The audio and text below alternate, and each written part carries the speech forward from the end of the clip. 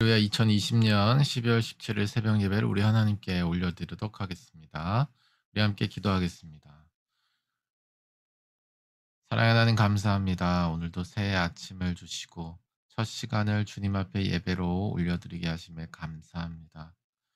이 시간 성령님 우리 가운데 충만하게 임하여 주십시오. 우리의 모든 생각과 마음이 주 안에 성결케 되게 하여 주시고 성령께서 우리에게 하시는 말씀을 따라 오늘 하루도 그것을 지키며 살아가는 주의 자녀로 살아가게 하여 주시옵소서. 주님께 감사드리며 예수님의 이름으로 기도드렸습니다. 아멘. 내 눈에 아무 증거 아니 배어도 우리 함께 찬양하며 나아가도록 하겠습니다.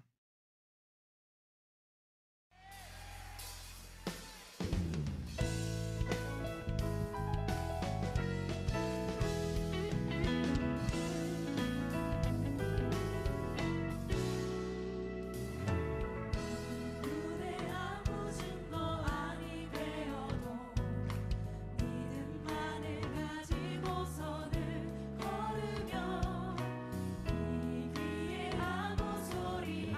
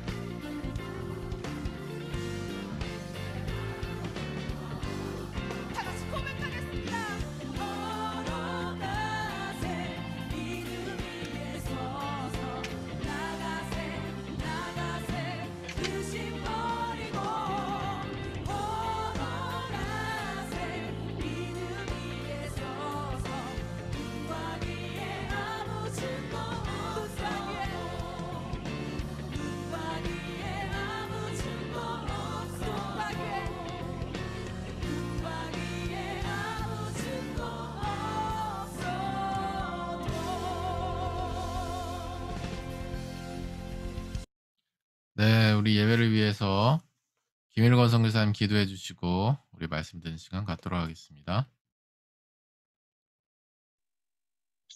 하나님, 오늘 이렇게 일어나 주님을 예배할 수 있게 하시니 감사드립니다. 오늘 저희가 말씀은 그때 주께서 저의 심령과 저의 마음을 만지셔서 저희가 말씀 속에서 주님의 그 말씀하심을 느끼고 지킬 수 있게 하여 주시옵소서. 감사합니다. 예수님의 이름으로 기도드렸습니다. 아멘.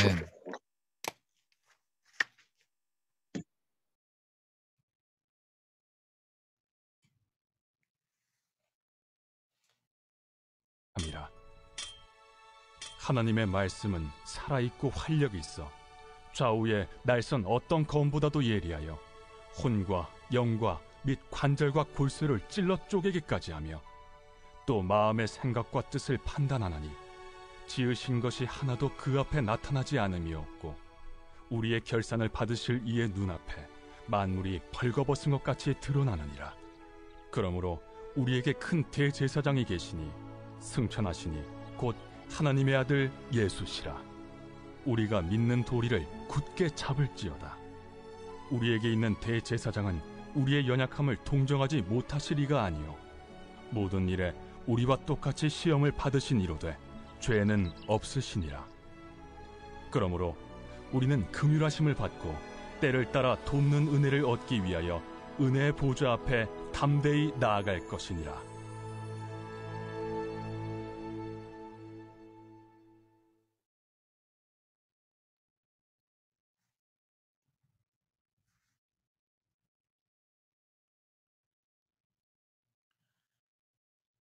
네, 할렐루야. 좋은 아침입니다. 오늘도 주님께서 우리에게 은혜 주시기를 예수님으로 축복해요.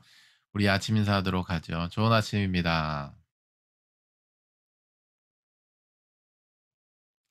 네, 좋은 아침입니다. 네, 오늘 주신 하나의 말씀은 히브리서 4장 12절에서 16절 말씀. 말씀의 제목은 드러내며 나아가라라는 제목으로 오늘 말씀을 전하도록 하겠습니다. 드러내며 나아가라라고 하는 제목입니다. 사랑하는 여러분, 우리가 가장 두려워하는 것이 있습니다. 아마 많은 사람들, 어쩌면 전부가 그러하다라고까지 이야기할 수 있는 것 같아요. 가장 두려워하는 것, 여러분은 뭐가 있으세요? 땡땡땡이 있습니다라고 지금 마음속에서 다 말씀을 하고 계시는데요. 근본적으로 사람이 가장 두려워하는 것은 무엇이냐면 우리의 믿음을 빼앗기는 것을 가장 두려워합니다. 많은 사람들은 자신이 믿음이 빼앗겨지는 것을 가장 두려워해요. 예를 들면 우리 부모님이 나를 끝까지 사랑해 줄 거야 라고 하는 믿음이 어느 자식들에게나 있을 것입니다. 그런데 만약 부모님이 나에 대한 사랑에 있어서 절대적인 부분에 있어서 쪼끔이라도 약해지는 모습을 보게 된다면 우리의 마음이 어떻게 될까요? 와르르르르르르.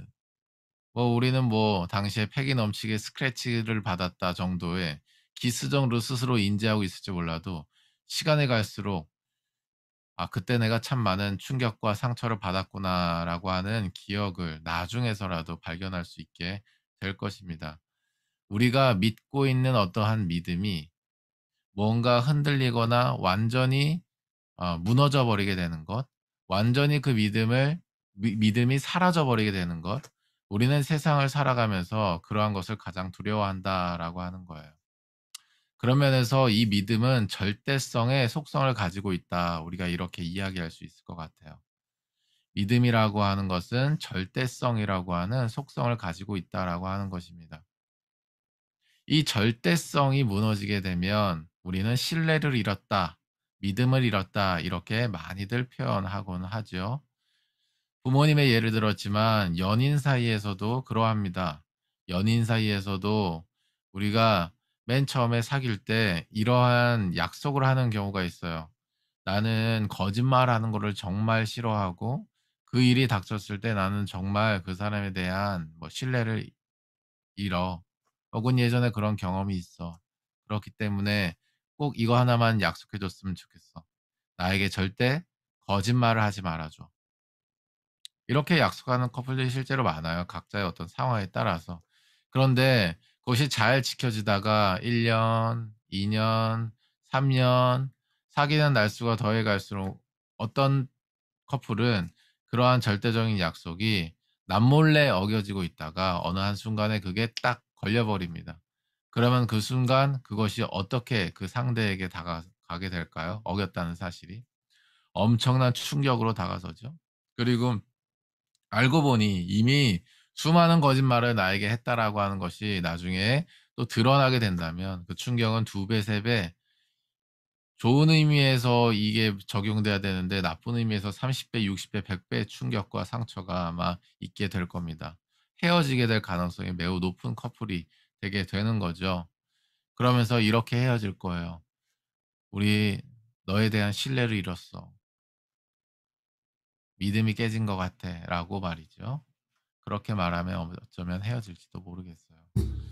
어쨌든 우리는요, 참 뭐 굉장히 떵떵거리면서 나름대로의 어떤 이성과 논리와 나름대로의 어떤 강력한 의지를 가지고 이 세상을 살아가는 것 같으면서도 가장 두려워하는 것이 있으니 그것이 바로 믿음이 빼앗기게 되는 것, 믿음이 무너지게 되는 것을 가장 두려워한다는 사실을 우리가 서두에 좀 짚고 넘어가기를 원합니다. 이 믿음은 절대성의 속성이 있다는 것도 우리가 기억하며 나아가기를 원해요. 참 그런데 희한하게도 말이죠. 우리가 인간으로서 세상을 이렇게 살아가다 보면 어떻습니까? 특별히 이 세대에 그런 특징이 나타나지만 어때요? 우리는요, 절대적인 것을 싫어합니다. 좀 이제 딱 집어서 얘기하면 구속받는 것을 싫어해요. 누군가의 어떤 그 틀 안에서 누군가 제시하는 어떤 틀 안에서 내가 그 있는 거에 대해서 굉장히 답답해하는 그런 세대를 우리가 살아가고 있습니다. 뭐 좋은 의미에서는 개성 존중이고 좋은 의미에서는 뭐 인권 존중이고 좋은 의미에서는 어떤 그 존엄성의 존중이고 뭐 이렇게도 세상에서는 이야기를 할 수 있겠죠. 어 그런데 어쨌든 나타나는 현상으로는 절대적인 것을 싫어한다라고 하는 거예요. 절대적인 것을 싫어한다라고 하는 거예요. 구속받는다 이거죠. '난 그게 싫다.' 이거죠. 그러한 세대적인 특징이 나타나고 있습니다. 그런데 앞서 서두에도 얘기를 했지만 많은 사람들은 대부분 또 절대적인 것을 원하고 있어요. 희한하죠? 절대적인 것을 싫어하지만 절대적인 것을 바라고 원하고 있습니다. 남이 나에 대해서는 절대적인 것을 요구해서는 안 되지만 내가 남에 대해서는 절대적인 것을 요구하여 안정을 취하고자 하는 이러한 모순 가운데 많은 사람들이 살아가고 있다라고 하는 것입니다. 이 사실 자체만으로 말이죠. 우리가 얼마나 이기적이고 욕구적인 존재인가를 알 수가 있고 또 반대로 얼마나 질서 안으로 들어가야지 안정을 취할 수 있는 질서적인 존재인가를 우리가 알 수 있습니다. 앞선 경우 그러니까 우리가 어 남이 우리에 대하여 절대적인 것을 요구할 수 없게 되게 되는 그 원인에는 우리가 바로 우리 자신을 생각하는 이기주의, 그 내면에는 욕심이라고 하는 것이 존재하기 때문이고 반대로 우리가 남에 대하여서 절대적인 것을 요구하게 되는 것에 있어서는 어 절대적인 것을 통하여 오는 사랑을 경험하였기 때문에 우리가 또 그 안정을 경험하였기 때문에 그렇게 요구를 하게 되는 것이다라는 것을 우리가 이해할 수 있었으면 좋겠어요.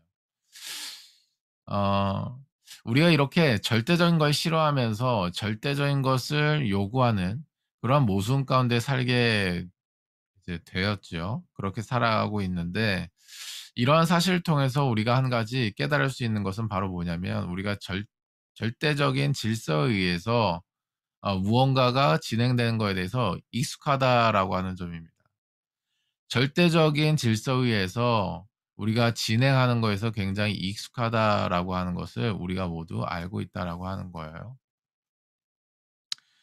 어떤 일을 하려고 해도 우리가 계획이 있게 하는 거하고 계획이 없게 하는 거하고 열매에 있어서 차이가 나고요. 진행 과정에 있어서 마음의 안정에 굉장히 큰 차이가 있습니다. 그렇지 않나요? 절대적인 질서위에서 우리가 어떤 목적을 정했다면 그 안에 들어가서 뭔가를 하는 거에 굉장히 익숙하다라고 하는 거예요. 그런데 그것을 또 좋아하지는 않죠. 그게 싫은 게 동시에 있으면서도 목적을 이루기 때문에 동시에 하는 이런 것들이 있단 말이죠. 사실 이러한 특성들을 보았을 때 우리가 하나님께로부터 창조받았다는 사실이 반증되는 것이라고도 우리가 볼 수 있는 것입니다. 하나님은 질서의 하나님이다 이렇게 얘기할 때 똑같아요. 두 가지 마음이 우리 동시에 있습니다. 질서의 하나님, 우리를 구속하려고 하나 보다 이런 마음이 우리 안에 이제 있을 수 있고, 또 다른 한편으로는 하나님께서 하나님의 말씀으로 우리를 창조하셨다라는 측면에서 보았을 때 그 말씀이 곧 질서이자 법이니 그대로 우리가 이루어진 결과물이니 어쩌면 우리가 그 질서에 의해서 살아가고자 할 때 안정과 사랑을 누리는 것은 당연하다. 이렇게 이해를 할 수도 있을 것 같아요. 우리가 이러한 모순을 가지고 살아가면서 하나님을 묵상해 볼 수 있는 거죠. 또 우리의 연약함을 묵상해 볼 수도 있는 것입니다. 하나님은 질서의 하나님이십니다. 하나님은 말씀으로 우리를 지으셨기 때문에 우리가 그 질서 안으로 들어갔을 때 진짜 사랑과 안정을 누릴 수가 있는 거예요.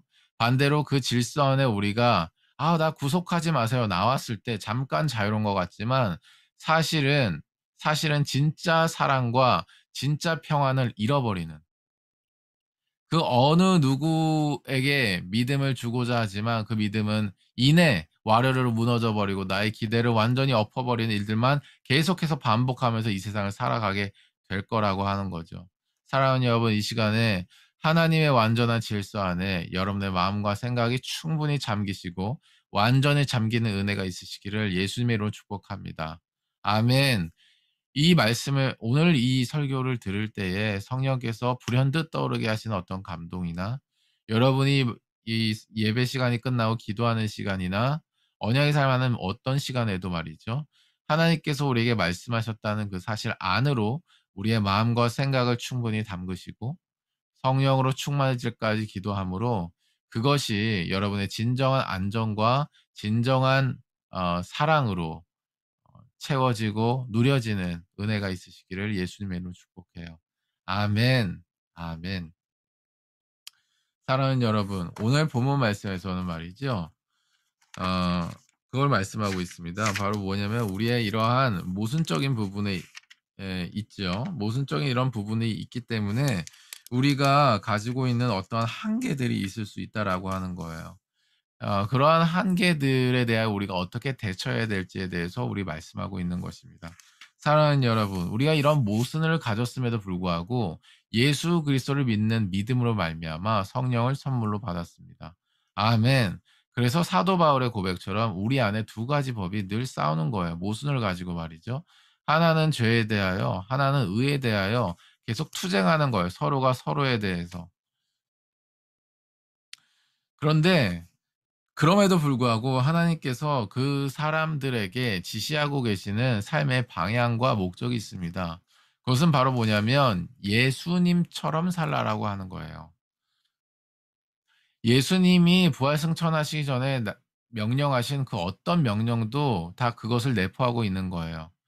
오직 성령이 너희에게 임하시면 너희가 권능을 받고 사마리아 땅 끝까지 내 증인이 되리라 말씀하신 사도행전 1장 8절 말씀이나 마태복음 28장 19, 20절 말씀에 우리가 늘 인용하는 너희는 가서 아버지와 아들과 성령의 이름으로 세례를 주고 내가 너에게 분부한 모든 것을 가르쳐 지키게 하라. 볼지어다 내가 세상 끝날까지 너희와 항상 함께 있으리라.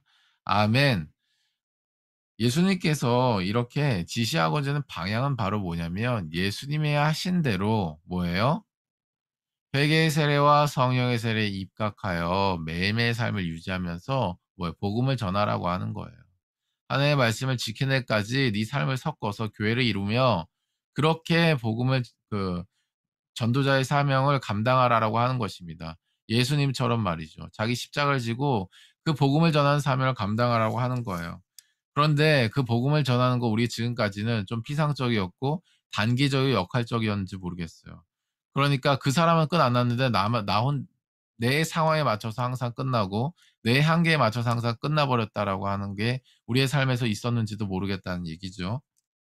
그런데 우리가 오늘 이 시간 이후로 또 저희 CE 차원에서는 복음을 전한다라고 하는 개념을 새롭게 정리합니다. 뭐냐면 예수님처럼 복음을 전한다라고 하는 거예요. 예수님처럼 복음을 전하는 좋은 예가 오늘 히브리서 2장 14절에서 16절 사이에 나와 있어요. 복음을 전하는 최고의 케이스자 예수님의 이야기입니다. 바로 뭐예요?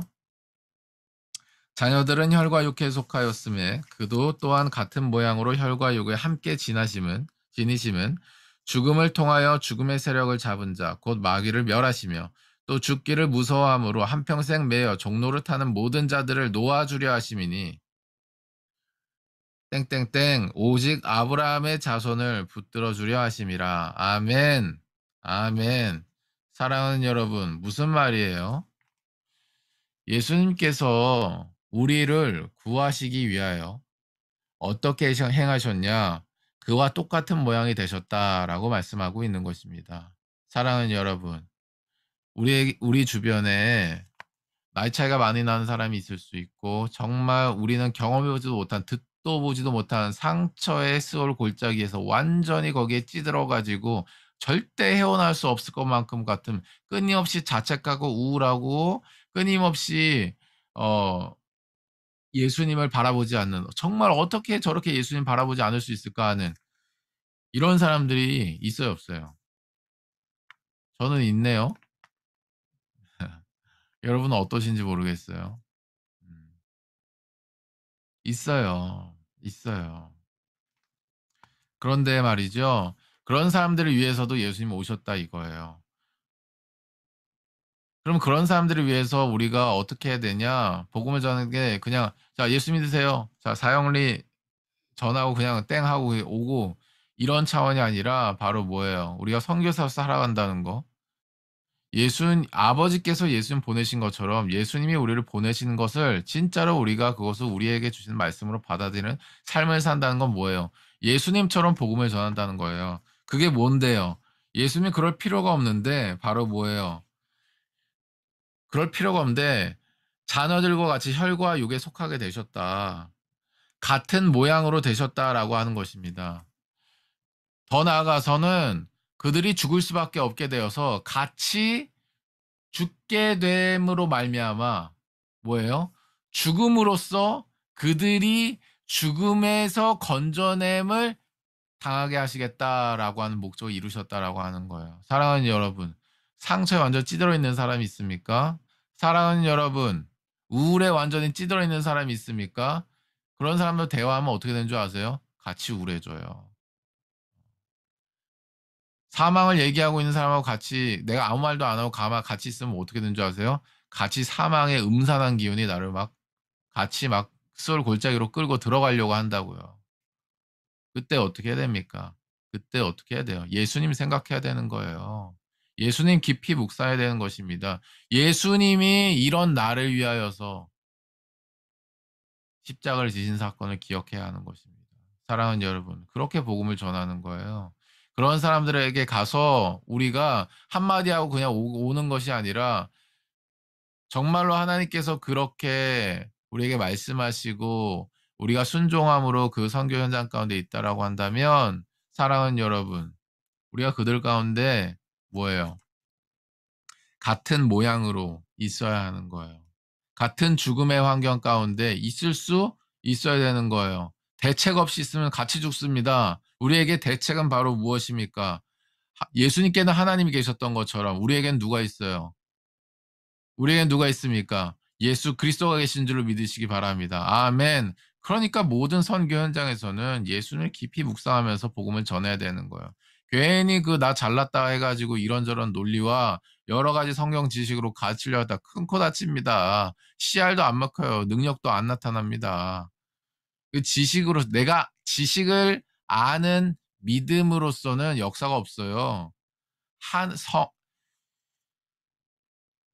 예수 그리스도를 믿는 믿음으로서만 변화가 되는 능력이 나타나는 줄을 믿으시기를 예수님으로 축복합니다. 아멘. 그러니까 뭐예요? 예수님처럼 우리가 복음을 전해야 되는 거예요. 그런데 사랑하는 여러분, 그렇게 하려고 하면 우리 마음에 어떤 마음이 드는 줄 아세요? 두려워져요. 두려워져요. 어.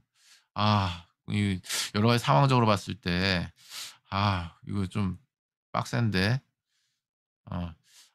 이거 딱 봤을 때 아무도 접근 안 하는데 다 이유가 있는 것 같은데. 어. 이런 순간이 우리 직관적으로 와 버린다고요. 어. 그러면서 어떤 마음이 차냐면 두려워진다니까요. 두려워져요. 그 사람이 선교사든 목사든 장로든 권사든 집사든 우리 스스로를 또 우리 스스로가 뭐라고 규정을 하든 사실 그런 거는 다 껍데기예요. 실제 그런 상황에 맞닥뜨리게 되면 인간이기 때문에 뭐예요? 두려워진다고요. 이거 이렇게 하게 되면은 나 시간 이렇게 되는데. 나 이렇게 하면 재정이 이 정도 날아가게 되는데. 나 이렇게 하게 되면 막 이런 생각이 자연스럽게 막 든다고요. 자연스럽게 들어요. 그렇게 우리가 부족하고 연약함 가운데 있을 때 오늘 이 말씀을 하나님께서 이렇게 주시는 거죠. 먼저는 우리 스스로에 대해서 절대적인 싫어하지만 절대적인 것을 원하고 바라는 그런 모습. 그리고 절대적인 것을 어 할 수는 없지만 또 절대적인 것을 하기를 원하는 그러한 모순 가운데 있는 우리의 이러한 모습에 오늘 히브리서 말씀을 통해서 하나님께서 우리에게 이렇게 말씀하고 계시는 것입니다. 너희의 그 모순을 일으키는 그 연약함을 어떻게 해라 따라해 주시겠습니까? 하나님의 말씀 앞에 드러내라. 아멘. 오늘 본문 말씀에 12절에서 13절 말씀은 이렇게 말씀하죠. 하나님의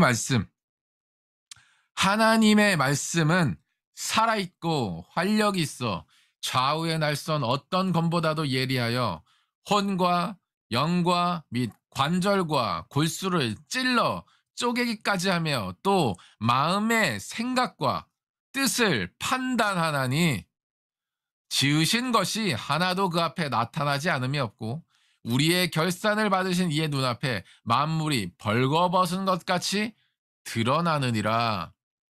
아멘. 사랑하는 여러분, 우리의 모순이 무엇이든, 우리의 연약함이 무엇이든, 하나님의 말씀을 묵상할 때에 그 앞에 주께서 조명해 주시는 그 모든 것을 낱낱이 드러나는 은혜가 있으시기를 예수님으로 축복합니다. 아멘. 부끄럽고 아플 수 있고요. 심지어 눈물이 날 수 있습니다. 그러나 그것은 자연스럽다. 뭐라고요? 자연스럽다. 하나의 말씀이 있는데 오히려 이런 게 몇십 년째 없다? 따라해 주시겠습니까? 부자연스럽다. 부자연스럽다. 정말 부자연스러운 신앙생활 하고 있는 거예요. 그런 게 오히려 막 거룩해 보이고 신실해 보이고 근데 하나님의 말씀에 공의 기능이 거의 없다? 굉장히 부자연스럽습니다. 사랑하는 여러분, 자연스럽게 하나님의 말씀 앞에 우리의 모순이 드러나면 우리의 연약함이 드러나면 감사함으로 그 드러남을 받으시는 은혜가 있으시길 예수님을 축복합니다. 아멘. 자, 그리고 또 어떻게 되는 거예요? 따라해 주시겠습니까? 십자가 앞에 담대히 나아가라.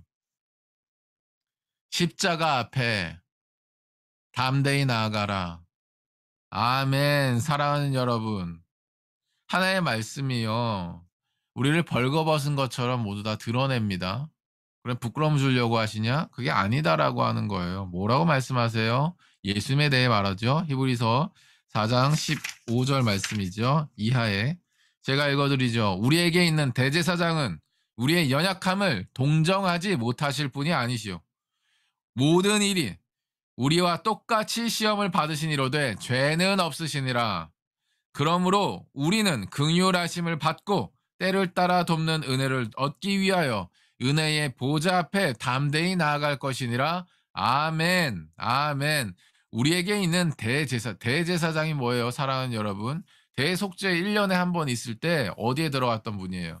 지성소에 들어가서 뭐예요? 일단은 대속죄일에 뭐예요? 그 번제단과 물두멍을 지나 성소를 지나 지성소로 가는 이 과정 가운데서 백성들의 죄를 사할 뿐만 아니라 뭐예요? 민족 공동체적인 기도 제목들을 모두 하나님께 아뢰고 하나님의 임재 가운데서 응답을 받는 통로 역할을 하는 사람이 뭐예요? 대제사장이에요. 이 대제사장이 바로 누구라고 하는 거예요? 예수 그리스도라고 하는 것입니다. 아멘. 아멘.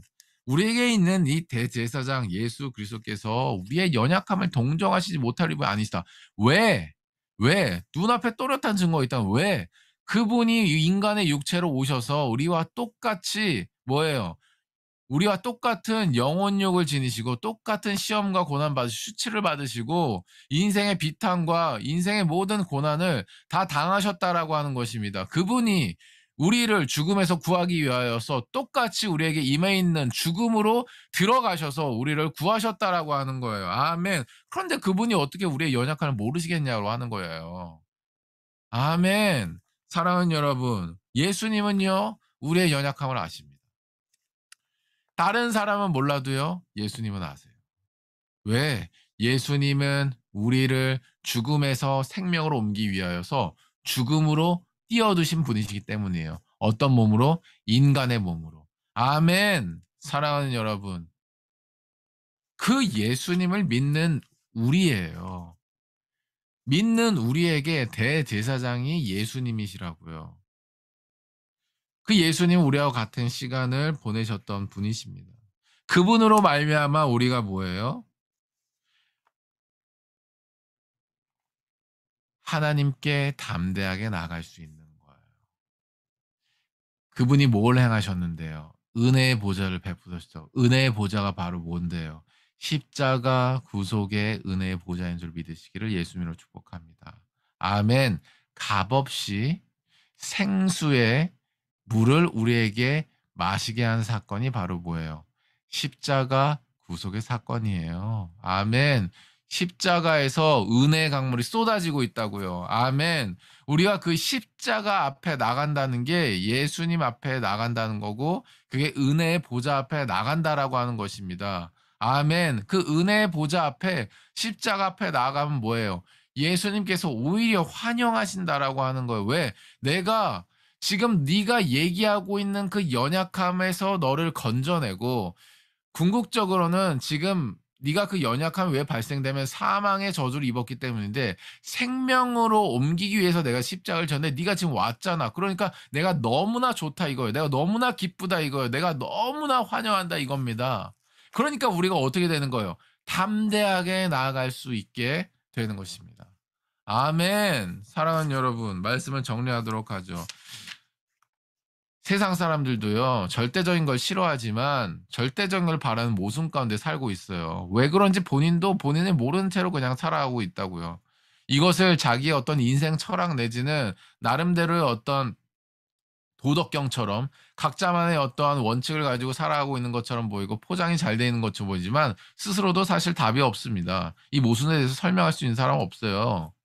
근데 우리 크리스천에게도 마찬가지죠. 우리가 복음을 전하기를 원하지 우리가 연약하고 부족하고 찌질할 뿐이죠. 그런데 복음을 전하기는 원해요. 근데 복음을 전하려고 하면 우리가 찌질함이 자꾸 또 떠오르고 그래서 이제 갈팡질팡하면서 똑같이 어떻게 보면 다른 좀 이야기일 수는 있겠지만 다른 모양일 수는 있겠습니다만 원리적으로는 굉장히 비슷한 모양으로 이렇게 모순을 가지고 있는 거예요. 그런데 그러한 모순 안에 우리의 연약함이 있다 이거죠. 그런 연약함들에 대하여 우리가 깊이 묵상하고 자시고 이렇게 하는 것이 아니라 하나님의 말씀, 그러니까 이것을 좀 더 범위를 넓히면 무소부재하신 성령님께서 우리에게 말씀하신 걸 다 포함해서 성령님께서 예배를 드릴 때나 기도를 할 때나 언약의 삶을 할 때나 하루 시간을 보낼 때 어떤 때 우리에게 어떤 말씀을 주시고 감동을 주셨다. 그것이 어떤 공의의 등이 있다. 감사함으로 받으시라 이겁니다. 아멘. 감사함으로 받으세요. 하나님의 그 말씀 앞에 우리가 그것을 드러내는 것은 좋은 일이에요. 그것을 감사함으로 받으세요. 또 어떻게 해야 돼요? 그리고 나서 그것을 가지고 어떻게 됩니까? 주의 은혜의 보좌 앞에 십자가 앞에 담대하게 가지고 나가시기를 예수 이름으로 축복합니다. 왜 담대하게 가장 나올 수 있느냐? 환영하시기 때문에. 왜? 그분이 그 시간을 아시니까. 아멘. 내가 너를 안다 이거예요. 십자가에서 그 말씀을 이렇게 하시기를 지금 기다리고 계시다 이겁니다. 아멘. 그것을 통하여서 우리가 담대히 나갔을 때 어떻게 되냐면 우리가 앞서 예수님과 같은 삶을 살 수 있는 거예요. 살펴본 것처럼. 어. 그 사람의 삶 가운데로 들어가서 어떤 때는 사망의 이야기를 하고 어떤 때는 우울의 이야기를 하듯 같이 우리도 끌려 들어가죠. 너무나 힘들어요. 너무나 같은 인간이기 때문에 너무나 힘든다고요. 근데 그 고통을 겪으면서 우리가 예수님을 생각할 수 있는 거예요. 우리가 그 고통을 겪으면서 우리가 그 위기, 위태위태한 위기를 겪으면서 예수님을 생각하게 되는 거예요. 예수님을 묵상하게 되는 거죠. 그러면서 우리가 무엇입니까? 하나님 나의 연약함 비춰줘서 감사합니다. 예수님의 은혜의 보좌 앞으로 나아갑니다. 이 시간을 견딜 수 있는 힘을 주시고 이 사람을 구원의 길로 인도하여 주십시오. 계속 그렇게 집중하는 거예요. 누구처럼? 예수님처럼. 그랬을 때 이런 사람들을 통해서 바로 뭐예요? 예수님이 하신 제자의 역사가 일어나고 교회가 세워지고 복음이 열방 가운데로 흩어지게 되는 것입니다. 아멘. 그냥 말잔치로 막 그림 그리듯이 그렇게 이야기하는 사람 많아요. 그런데 실제로 진짜로 오늘 말씀처럼 이렇게 드러내면서 은혜의 보좌 앞으로 나아가는 이런 사람들은 많지가 않습니다. 그런 말잔치가 난무한 시대 속에서 진짜 예수님의 속을 좀 시원케 해 드리는 우리가 됐으면 좋겠습니다. 네. 숫자는 관계없어요. 숫자는 관계없어요. 그 한 사람을 찾으시고요. 그 한 사람을 통하여 교회 사는 어 부흥기를 맞이하였습니다. 그런 사람들이 바로 우리 시청년 선교사님들이 되시기를 예수님으로 축복하고요. 저 역시도 그러한 믿음의 경주를 열심히 달려가겠습니다. 오늘 하루도 성령께서 주시는 그 감동을 따라서 우리가 드러내며 나아가는 그러한 시간이 되시기를 예수님으로 축복합니다. 우리 함께 기도하며 나아가도록 하죠. 기도할 때 우리 이렇게 기도하도록 하겠습니다. 하나님, 우리 안에 모순이 있습니까? 그 모순을 일으키는 연약함이 있습니까? 이 시간 주 앞에 것을 드러냅니다. 이 시간 주의 은혜 보좌 앞에 것을 가지고 갑니다. 우리의 대제사장신 예수님께서 이 모든 것들을 아시오매 우리를 깨끗이 씻어주시고 주의 성령으로 인쳐주시고 다시 한번 충만케 하셔서 오늘 하루 주께서 우리에게 지시하신 것을 따라 그대로 순종하며 사는 우리의 삶이 되게 하여 주시옵소서. 우리 함께 기도하며 나가도록 하겠습니다. 기도하겠습니다.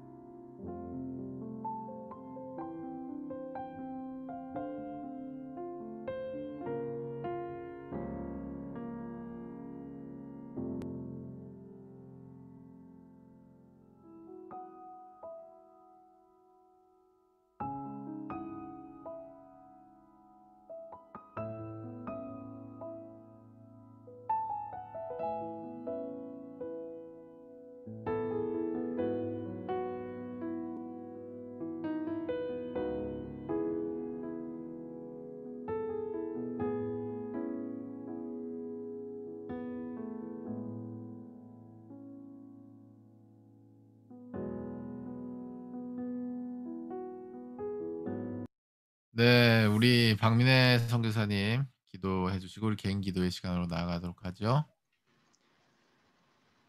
주님, 당신께서 하늘 보좌를 버리시고 저희들을 위하여 이 땅에 오셔 함께 죽음을 경험하시고 죽음을 통하여 세력을 잡은 마귀의 권세를 멸하셨습니다.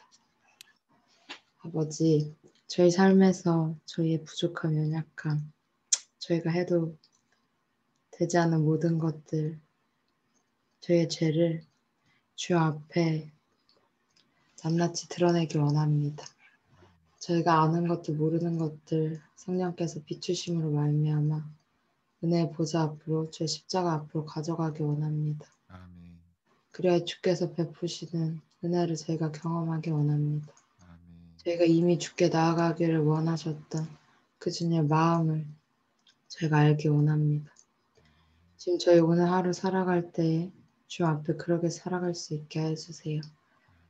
성령 하나님 함께 해주세요. 아멘. 감사합니다. 예수님의 이름으로 기도드렸습니다. 아멘. 감사합니다. 우리 개인 기도의 시간으로 나아갈 텐데요.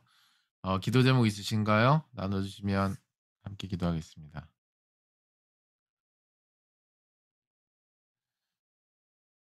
네, 없으신 줄로 알고요.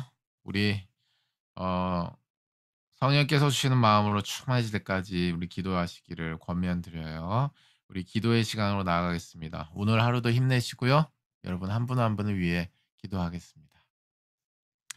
화이팅! 감사합니다.